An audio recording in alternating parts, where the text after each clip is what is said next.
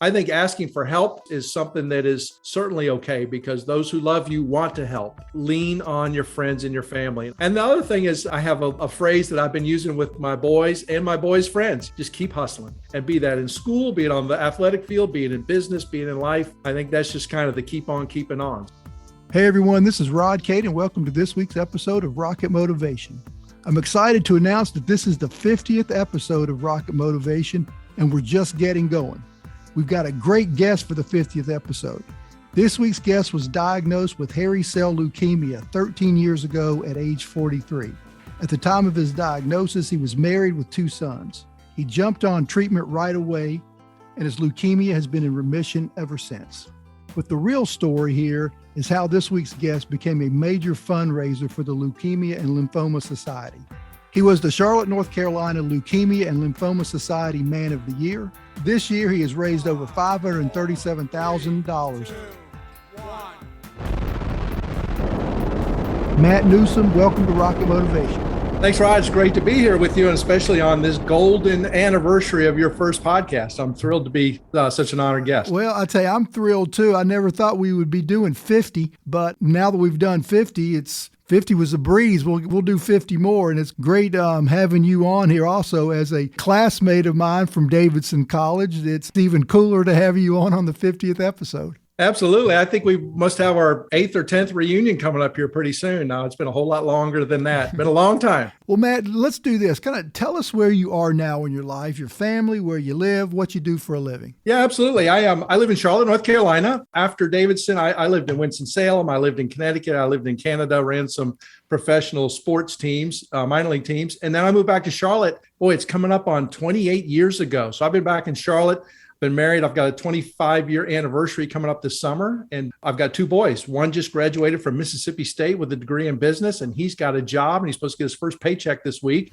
Those are 2 big milestones. And then my younger son is a rising junior at Gettysburg College up in Pennsylvania, and he's a lacrosse player, which is a sport that's just fantastic. I've really come to enjoy over the past few years. So I'm in Charlotte, and I've done a variety of things over the years. Right now, I've got a little e-commerce fulfillment business, but my main gig is I'm a professional benefit auctioneer, and I travel the country helping nonprofits raise a lot of money. Put on the tuxedo, talk fast, and raise a lot of money. And we're going to get into that a little bit later in the show, a little bit more in detail on that, because that's a great story in and of itself. All right, so let's go back to 2013. So before your diagnosis, kind of what were you doing back then? I was working for a subscription marketing company around NASCAR. We were the NASCAR licensee building the database of the supposed 75 million fans. And I was just working, and I had 2 boys. My boys, I think, were 7 and 10 at the time, if that math works. And I was coaching Little League Baseball and just kind of doing my thing. And it was going real well. Okay.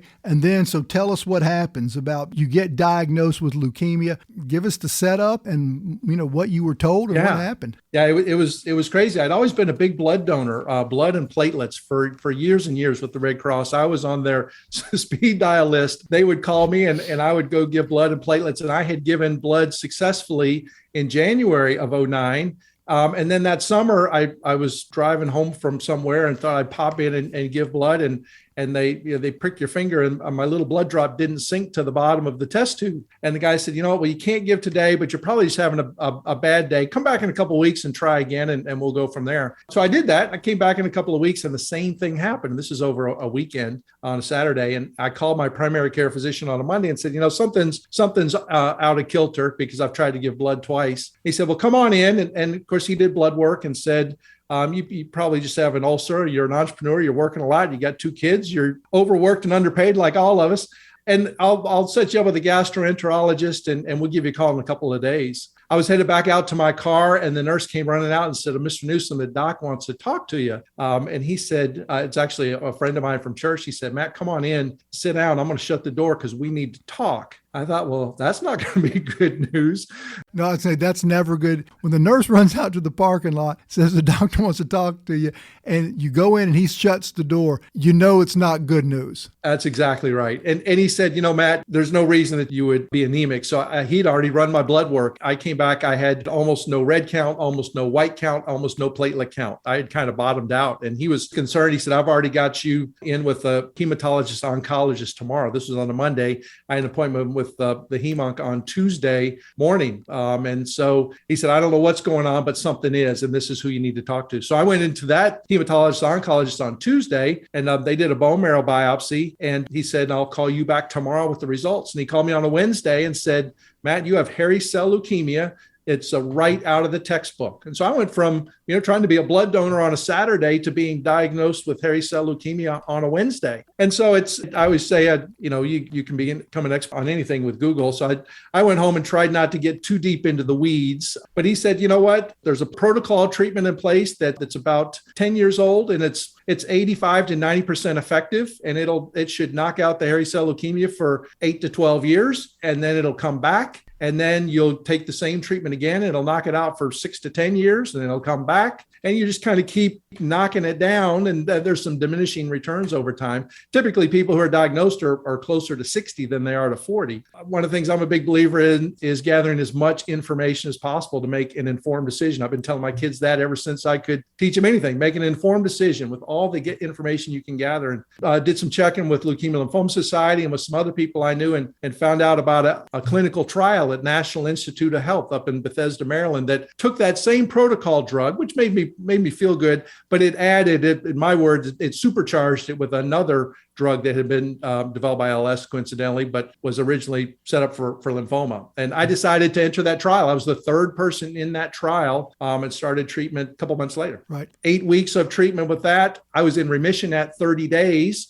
But continued to follow through the end of the prescribed trial regimen. And I've been in remission ever since. I get checked twice a year. And what the thing that really excites me is everybody in my trial, there are now 150 people in this trial. Every single one continues to be in remission. Right. So certainly far better results than 85 or 90% effectiveness. Yeah, absolutely. And you say, and this drug that was was the clinical trial, did you say was that a drug that came about because of the research by LLS? That's correct. It was developed originally for lymphoma. And, these doctors are so smart. And the smart doctor at NIH, whose specialty is hairy cell leukemia. That's the other thing that was interesting. The Charlotte oncologist was in his 70s practicing medicine. He had seen 3 hairy cell leukemia cases in his career. Typically, there are about 500 to 750 people diagnosed in the country each year. Probably should have gone to Vegas. That's we were living lucky that summer. And so this drug had been adapted by this physician. He thought it was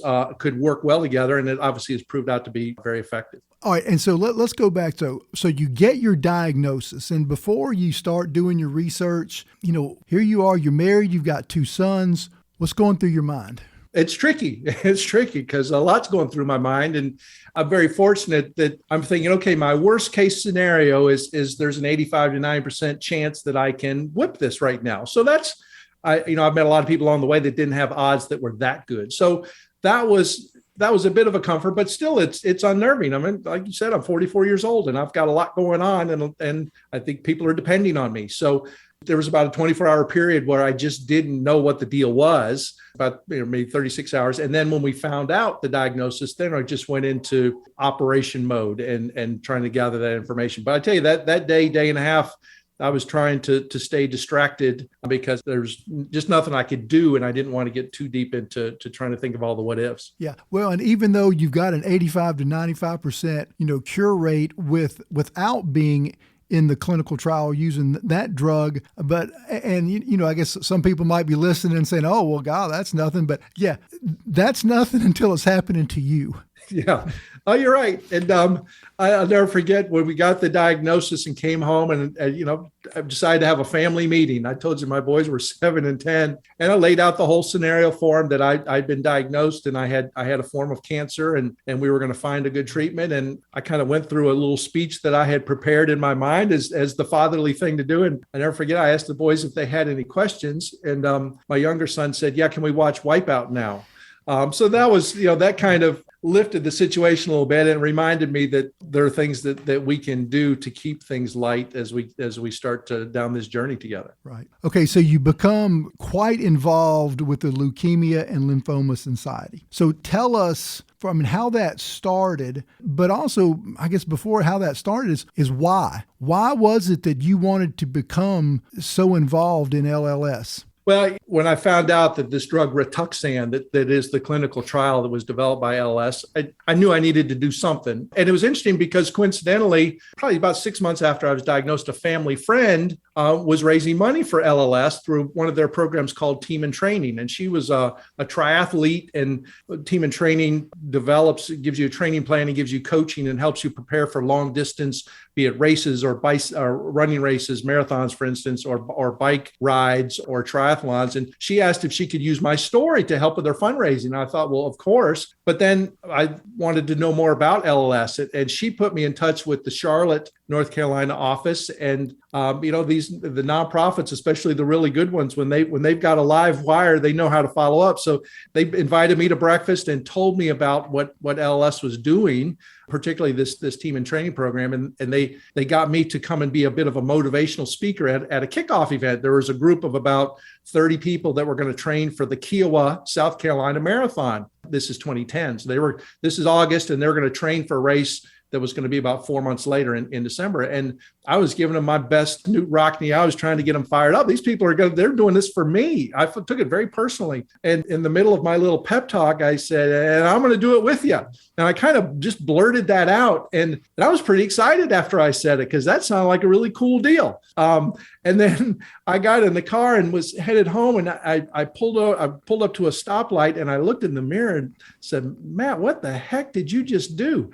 Because I had run 2 5Ks in my life. I had run one at the age of 17 on a dare, and I had run one at the age of 34 to win a bet. And I figured I was due to run another 5K when I was 51 years old, which was several years down the road. I ended up ran a 4-hour and 48-minute marathon 4 months later from scratch, and was just hooked on the mission, hooked on the people that were coming together to help support the mission. Again, I take that very personally, and I had a good time, and it was, getting me in better shape than I had probably ever been. So I've run 9 total marathons now. I've run 23 half marathons, and that was kind of my entry point into LS. And I got more involved with, there was a program called Man and Woman of the Year, which we can talk about in a sec. And then I also got involved in the board and served on the board for 6 years, and was a 2-year term as chairman of the board. So I'm heavily invested, and it's just been a great thing for me. And I want to go back to your first marathon that you ran, because were you feeling a bit of pressure as the date is approaching and this marathon's coming? If you've never run anywhere near that far, I would assume that you did some serious training to get to where you could actually run this thing and finish it. Absolutely. Yeah. And that's what the Team in Training program did, is we had coaches, and we would meet Saturday mornings and do long runs as we built mileage in preparation for the race.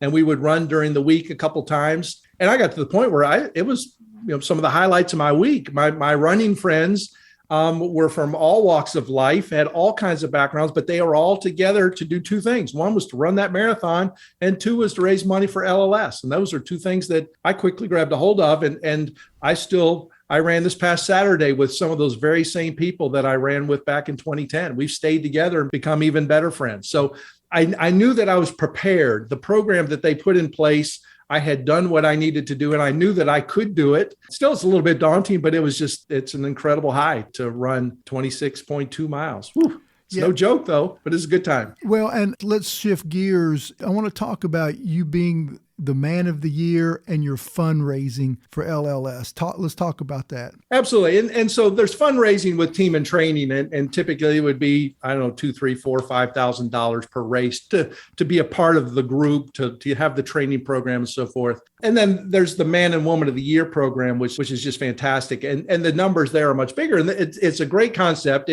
Typically there in a big major market, there may be between 5 and 25 people who are nominated by their peers. and it's an honor to be nominated. And then I always tell people, fortunately for me, it's not a beauty contest. To be man of the year, it's whoever raises the most money. And so it was a fantastic opportunity for me back when I turned 50 back in 2016, and I was nominated and I ran, and I was able to rally my friends and family. And I raised, over the course of a 10-week period, I raised $150,000, which was pretty remarkable, at least in my mind. And it certainly, every little bit makes a difference. And then just this past year, I was nominated again. The way Man, Woman of the Year works for LS is you run once in your local market, and then you can run again, as they call it, an all-star. And I'm competing nationally against other people around the country who have run in their local markets once before. So I was nominated last summer and wanted to do it again. And then my resolve has been furthered because my sister-in-law was diagnosed with ALL, acute lymphoblastic leukemia, as an adult, which is rare. She was diagnosed 3.5 years ago, and she's doing well, thanks to some drugs, again, developed by LLS. And then my mother was diagnosed very suddenly on January 4th of this year with mesothelioma, just out of the blue. And sadly, she passed away 2 weeks later. But here's the thing that really furthered my resolve. The latest protocol treatment, the latest regimen for mesothelioma is immunotherapy, which is relatively new. And the 3 drugs in that immunotherapy, 2 of the 3 were developed by Leukemia and Lymphoma Society. So this is mesothelioma, which has nothing to do with blood cancer. And so the drugs that LS is developing are being used now in a variety of other forms of cancer. And that just put me over the top. And just in the last 10 days, our 10-week cycle ended. And I hope you're sitting down, Rod, because I raised $537,000. And it was just absolutely incredible to that. Now I'm waiting to see how the other all-stars are doing around the country to find out if I'm the quote unquote winner. But we always say that we always win when cancer loses. And that's definitely, we're on that track. Well, I would think raising over $500,000, if it doesn't put you number one, it probably puts you in the top 2. You would think so, but you know what? I've thought about, if someone can step up and beat that, then that's just more money going to beating cancer, and I'm all about that. All right, and then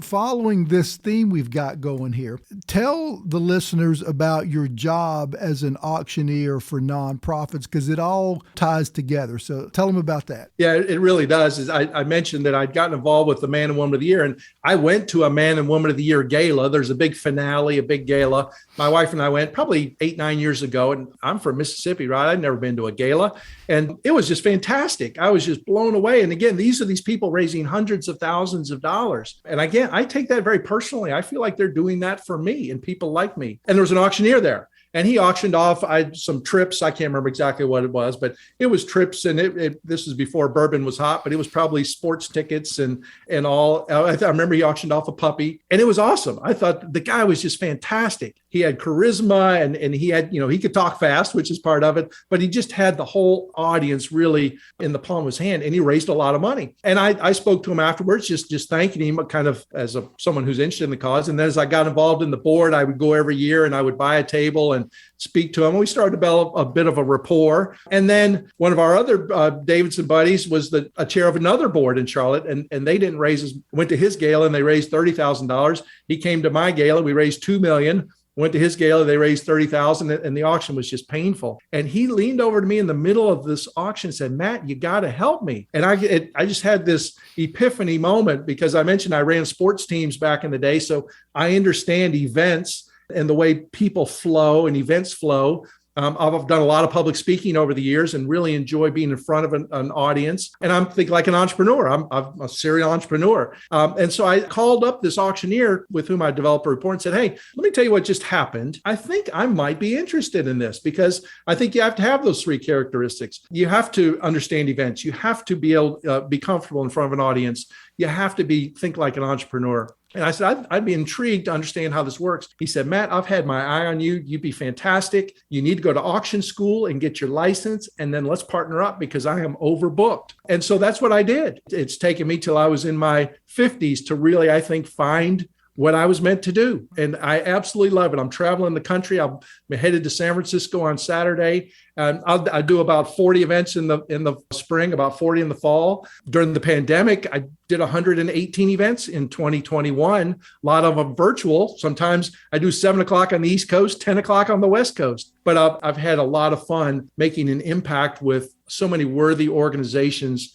and helping people in that way. And it's just been fantastic. Well, I mean, is it fair to say that being diagnosed with leukemia has completely changed your life, but in a good way? Oh, absolutely. I'm in better shape. I'm getting back into the running, but here I'm in better shape than I was 20 years ago. I've got an incredible group of friends through this, through Leukemia and Lymphoma Society, through the running, through the Man Woman of the Year, that are dear friends, and they've had a big impact on my life. And now here I am finding a vocation at a later stage that I just absolutely love, and I feel like I'm making a difference. So my dad said it the other day, it's too bad that something like that happens, but we've been able to turn it into something that's just been overwhelmingly positive. And that's the thing, because now, I mean, you've actually got a career, which I would say is more of a calling, where you are actually doing something you love on these auctions, but you're helping raise money for these nonprofits that need it. And it all stems from, I would guess that if you never got diagnosed with leukemia, you're probably not doing what you're doing today. Oh, no, you're absolutely right. You're absolutely right. It's a direct result of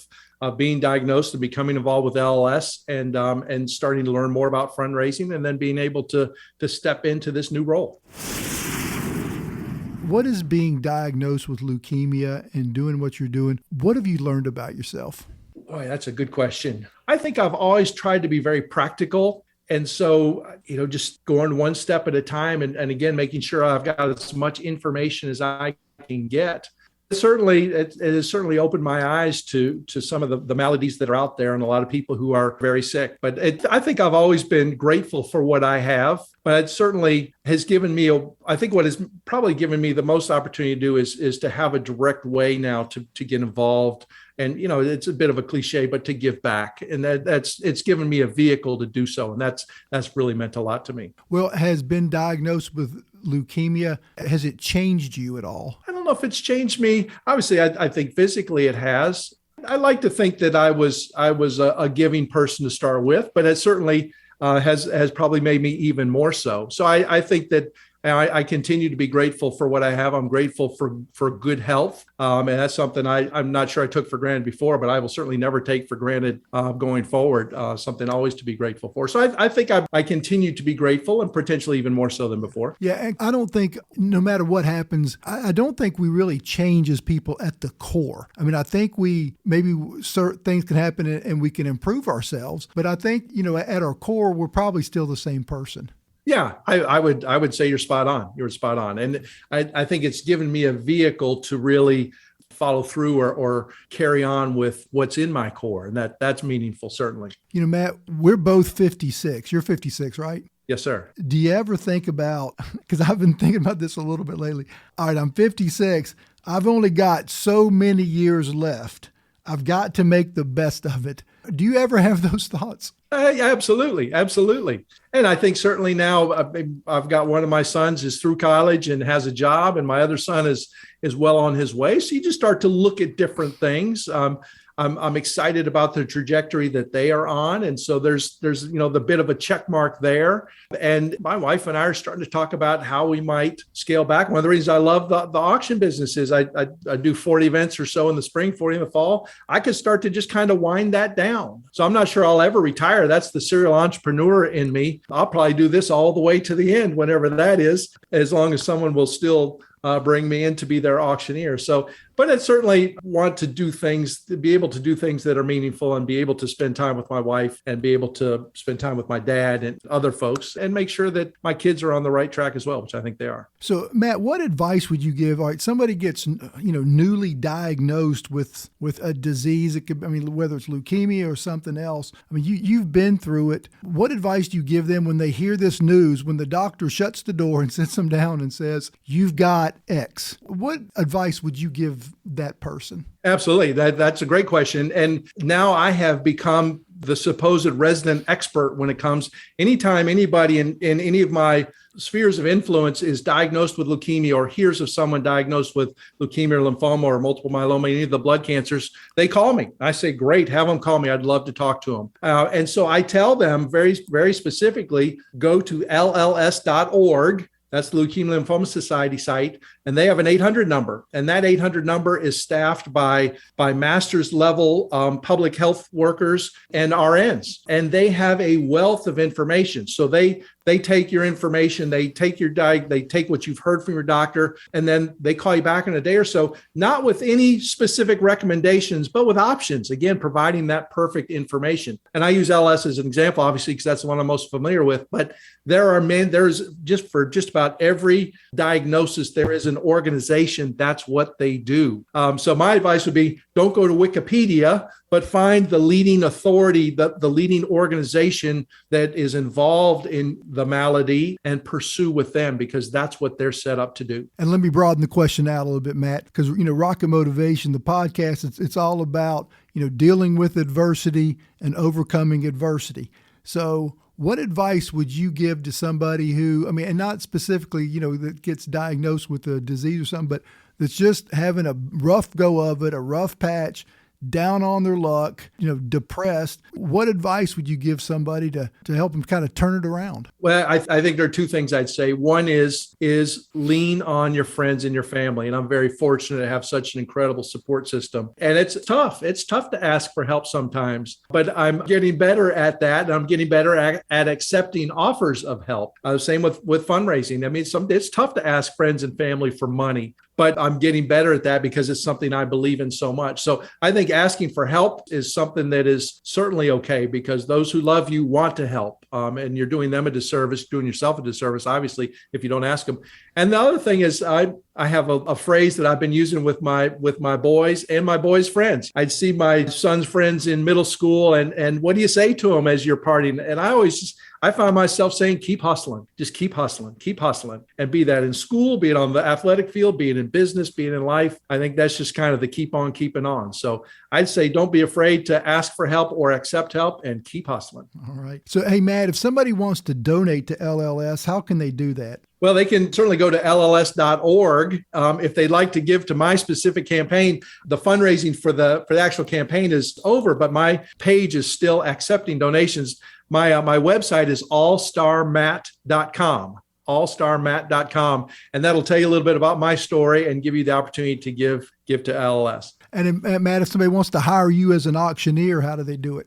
Well, that'd be great too. They can go to custombenefitauctions.com. or go to mattnewsom.com, and that's NEWSOM. It's got my bio there. It's got some video clips and some photographs, and they can certainly find how to get in touch with me. And it's the craziest thing. It's that auction business. There are two cycles for fundraising, really. There's Labor Day to Thanksgiving, and then there's Valentine's Day to Memorial Day. So it's kind of nice. I get to lay low in the summer. I'm just about to hit a lull here, which I'm looking forward to. But I've already got 15 events booked for next spring. So it's the kind of thing we're always booking out. And that's another community. I've enjoyed getting to know other auctioneers, particularly other benefit auctioneers. And we all help each other. So if I'm booked with an organization on a given night, I've got a couple of other guys that I trust and like, and who see the world like I do, and they can help folks as well. So it's certainly been very satisfying to work with all these great auctioneers and work with a lot of great nonprofits. So mattnewsom.com or custombenefitauctions.com. All right. Well, Matt, it's been my pleasure having you on the show, man. I love your story. I love the energy you bring. Man, it's just been really good. And I'm glad that your story of this episode happens to fall on the 50th one. So this will be great. But I tell you, Matt, before we go, I always give the guests the parting shot. So if you got any more just really good wisdom, to impart to the listeners, now's the time to do it. So give us something good to take us home. Well, first I want to say I've listened to a lot of your podcasts, and all have been fantastic. And so I'm honored, to be a part of that group, but to be selected for the 50th, I think is just absolutely incredible. And a career highlight. I may have to put that on my website. So thanks a lot for having me on. And it goes back to just like I would tell the kids. Now they're all, of course, grown up, but I always just say, keep hustling. Keep on hustling. I know you are, and I hope that our listeners do as well. Good things will happen. All right. Well, Matt, thanks so much. My pleasure, Rod. Thank you. Good luck. Great to have Matt Newsom on for our 50th episode. What an inspiring story of how getting leukemia changed Matt's life for the better. Next week's guest is Ricky Tryon. On separate occasions, Ricky suffered damage to his left eye and right eye, leaving him completely blind. He tells his story of dealing with blindness and how he's become a successful artist. You're not going to believe how great Ricky's story is. See you next week. Thanks again for listening to Rocket Motivation. If you would like to get my book, Get Back Up, it's available at Amazon. Just put in Get Back Up and my name, Rod Cate, and the book will pop up. I'd appreciate it if you would subscribe to Rocket Motivation wherever you listen to your podcasts. And please rate and review the shows and spread the word about Rocket Motivation to your friends. So until next time, remember, never give up and always get back up.